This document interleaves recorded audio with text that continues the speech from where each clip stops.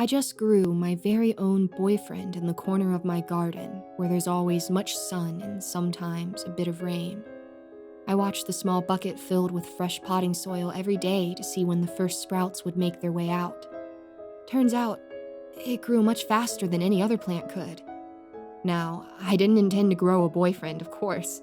Nobody starts a gardening journey having something like that in mind. I'm relatively regular, not entirely odd. It was more of an experiment, the test of a hypothesis. Turns out growing humans is easy. Why do people go through the hassle of childbirth? I'm exaggerating, of course. I wouldn't be writing to you if everything went fine and well with my lover and soil. Let me tell you where I found the idea and the starting kit. I moved to this strange town very recently and have therefore been just a bit lonely. It's become hard to meet new people you can connect with. It proved even harder in a small town where everyone happens to be rather odd.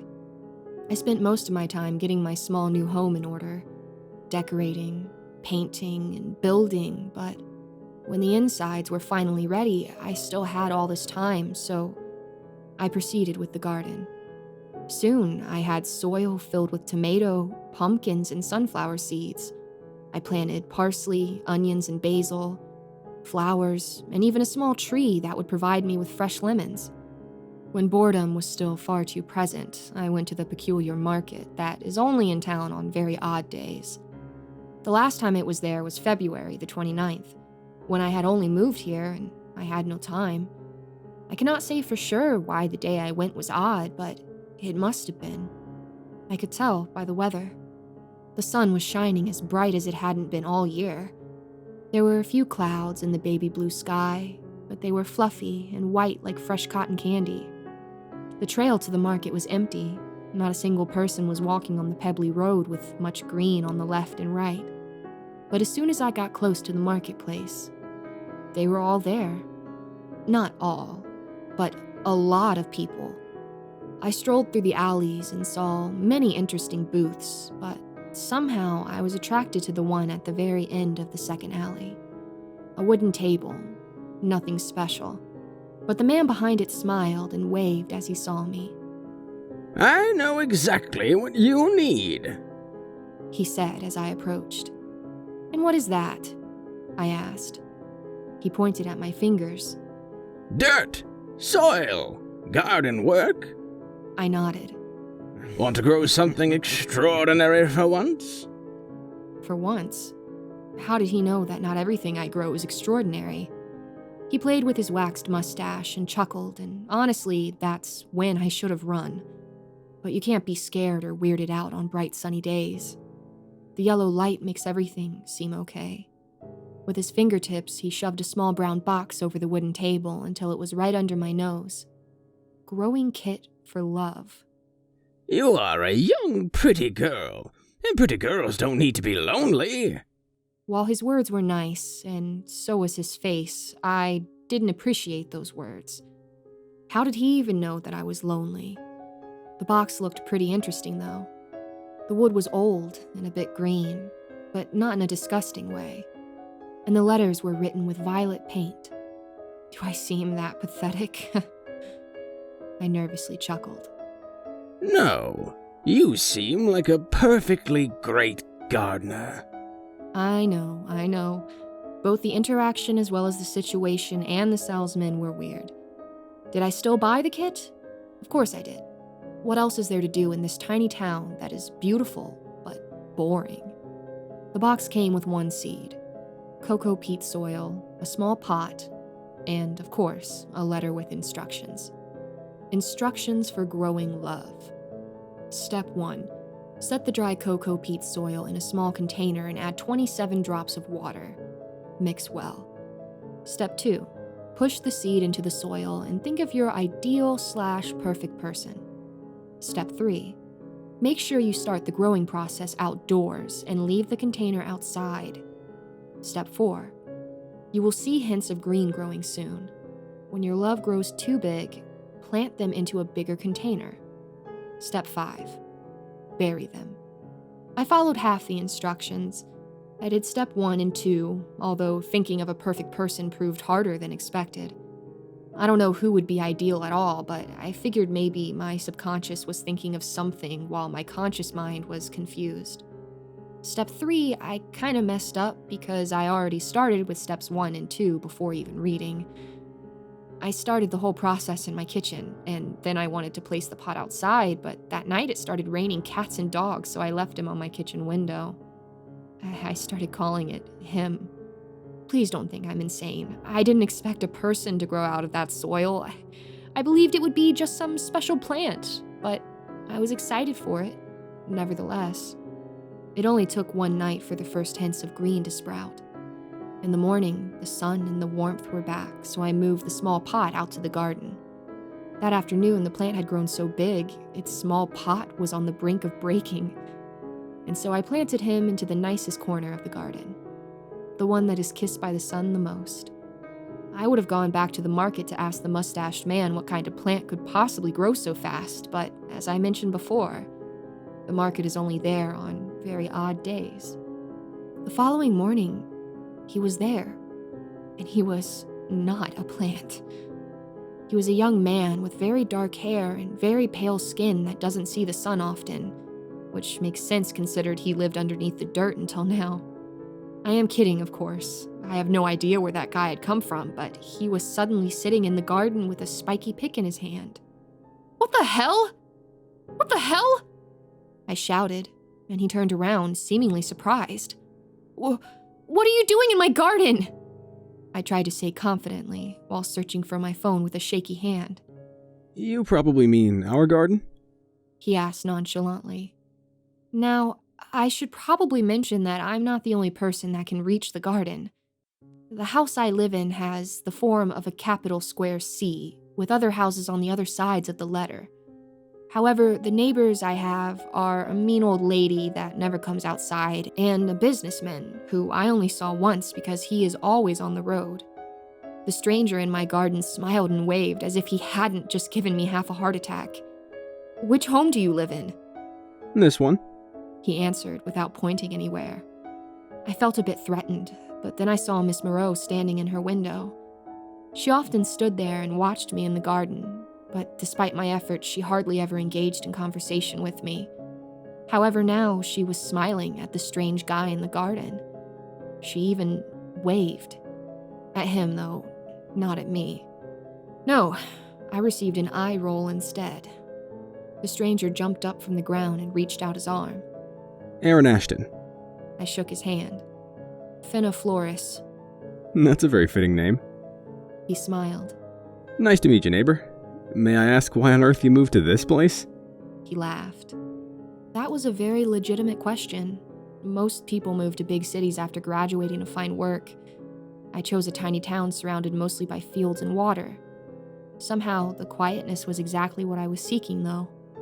I inherited the apartment, and I just couldn't bring myself to sell it. Aaron and I became great friends in no time. He grew up here, but had been gone for years because of college. He was the son of the businessman. He showed me gems of the town that I hadn't seen yet, the best bakery and where to get the nicest coffee. He explained to me how this place indeed was a bit odd, but could also be very fun. I was so distracted by this new friendship that I almost forgot about my little project in the garden. I didn't tell Aaron what I had grown there because, well, how do you explain to someone that you tried to grow love? The last time I checked, my plant had been growing towards becoming a tree, but on one Sunday, as I went to the garden to have some coffee with Aaron, it was dead. The plant had fallen to the ground like a lifeless snake. The bright green looked rotten and tainted. How do you kill a plant so quickly? It's almost impressive. He said, as we were standing above the corpse of my lover. I shrugged. I need to bury it now. Aaron raised an eyebrow. That was step 5 of the instructions, but I couldn't tell him that. He didn't question it much longer, though. He simply thought I had much love for plants, which isn't a terrible character trait. Either way, I didn't really need the plant anymore. I'd found Aaron, after all. We hadn't taken the step from friendship to more yet. I still slept alone in my bed at night. At least that's what I thought. It was the middle of the night, after 4 a.m., I believe. when I felt a sharp fingernail caress my face. I was still half asleep when it started, but as my mind slowly woke up, I felt anxiety and terror run through my blood. It wasn't enough to mobilize my body yet, however. I was frozen. My heart was beating so fast I thought it would break out of my chest. There was somebody in my bed with me. I had absolutely no idea what to do at that moment. Thoughts were flying through my mind, but none landed. I did everything I could to keep my body from shaking. I didn't want this person to know that I was awake. Finally, they got up. My mattress got lighter as the heavy body stood up. It was standing right above me now.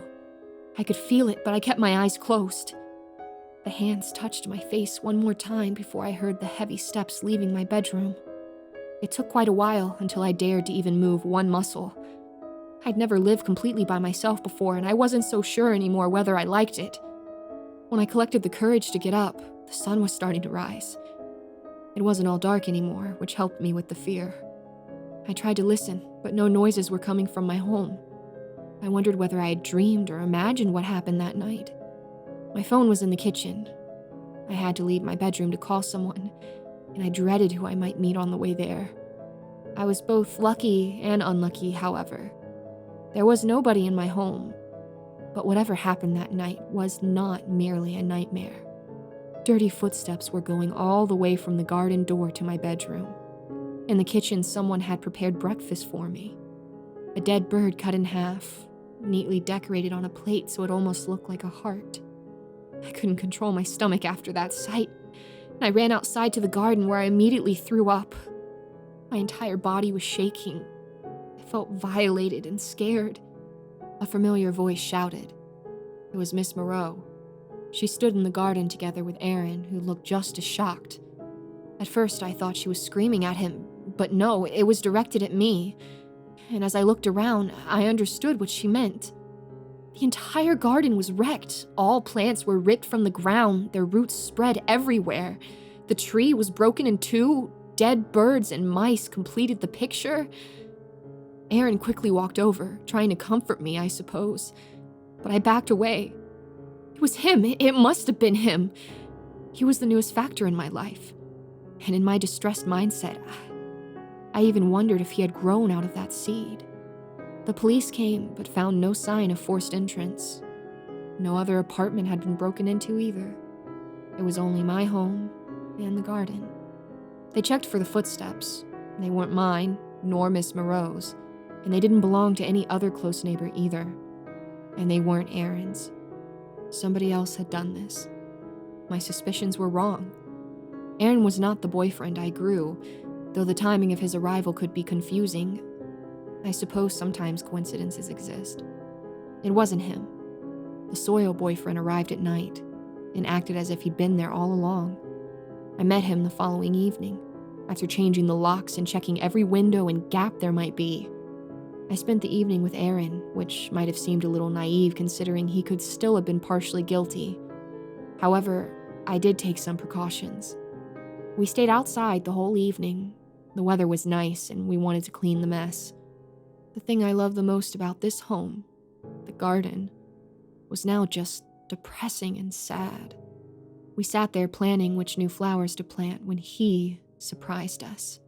Do not talk to him, Fenna. He appeared out of nowhere. No, that's a lie. I knew where he grew out. I planted him. My boyfriend was made out of whatever scraps he could find outside. He had bird feathers glued to his skin with blood. There were holes in his body and his face. He had never seen daylight before. He had only grown out of the ground a day ago and probably was underneath the dirt all day. Surprisingly, he could speak, however. I didn't expect that. Who is that? He screamed as he grabbed one of the shovels and went for Aaron, who ducked away just in time. What the actual fuck? Aaron shouted. It's okay, it's okay, I said. He's just a friend. I waited for you. My boyfriend turned to me and smiled a half smile that almost broke my heart. You did it all wrong. He croaked. It wasn't supposed to happen this way. At first, I wasn't sure what he meant, but I I suppose it had something to do with how I planted him inside. I messed it all up, but that awful mustached man should have warned me. It's okay. With every word, his speech became clearer. We will kill him, and I'll take some of his body. I nodded. If that's the only way. We had to move quickly. I hope that Aaron realized this too. He did. With a swift move, he grabbed the pick that was on the ground and slammed it into the head of my sorry boyfriend. He screamed painfully, and it really did hurt me as well. It was my fault after all. But we had to do it. We had to finish the 5th step. We buried him deep into the soil. It took us hours. He had grown to be heavy. A tear rolled down my cheek as I poured the last bit of dirt. Miss Moreau looked out once or twice. She knew what we were doing, but she didn't say a word. As I mentioned before, the people in this town are all rather odd. I sighed. This was the hardest thing I ever had to do. Aaron and I were both full of dirt and lots of red and some green blood. You know, at first, I really thought you grew out of that dirt. Lucky for you that I didn't bury you. I tried to joke after we had cleaned up and gone inside. It had been a very stressful day. How do you know that seed didn't grow into 2 plants?